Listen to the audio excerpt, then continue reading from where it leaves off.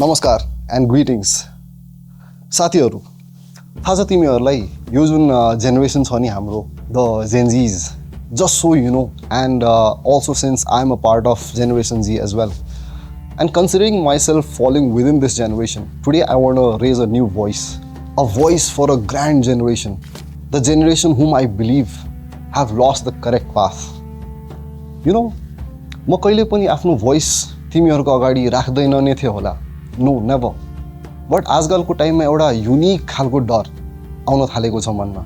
You know साथीहरू, the entire perspective of my existence has been to impact this nation. हाम्रो beautiful देशलाई विकासको बाटोमा कसरी लग्ने, कसरी हाम्रो एन्टायर जेनेरेसनलाई यो संसारको लागि एउटा नयाँ आशा, नयाँ होप बनाउन सिकाउने, हाम्रो प्यारो देशलाई कसरी खराब समयमा पनि टिकाइराख्ने और एटलिस्ट टुट्न नदिने.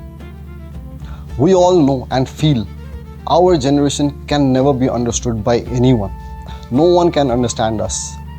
If कसैले भन्छन् कि म बुझ्छु, you can just say bullshit.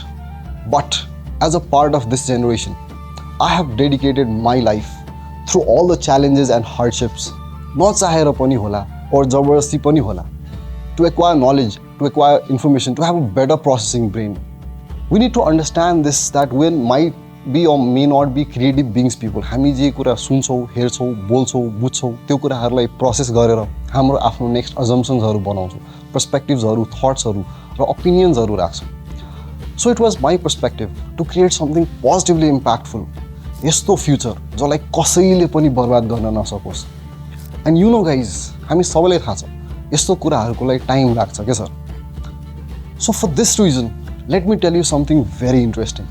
If कसैसँग यो कुराहरूको क्षमता छ और स्किल्स भए पनि, for the last 10-15 years of my life I had hoped कि कोही यस्तो मान्छे आउँछन् जसले हाम्रो एन्टायर जेनेरेसनलाई एउटा नयाँ बाटो देखाउन सकोस्.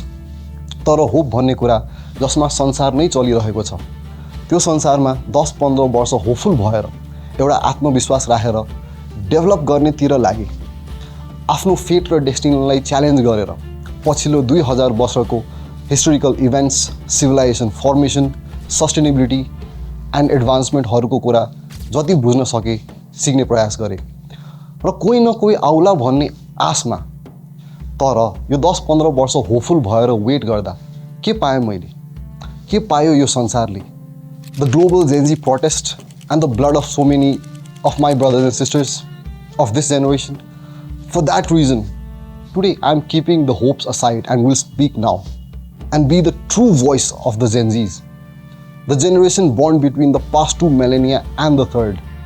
हामी जेनजीहरूको एक्सन्स और हामी जेनजीहरूसँग मिलेर अगाडि बढिरहेको दाजुभाइ तथा दिदीबहिनीहरू जसले हामीलाई साथ दिएका छन्, उहाँहरूले हाम्रो जेनेरेसनलाई जुन डिरेक्सन दिइरहेको छ, के त्यो डिरेक्सन साँच्चै नै एउटा नयाँ कोसिस हो के हाम्रो जेनेरेसन पनि फेरि त्यही ऱ्याट रेसको लुपमा लिमिटेड भएर फसेको त छैन? के नयाँ गरिरहेछौँ हामीले? के नयाँ बाटो अपनाएको छौँ हाम्रो जेनेरेसनले? अहिले हाम्रो जेनेरेसनले के गरिरहेको छ?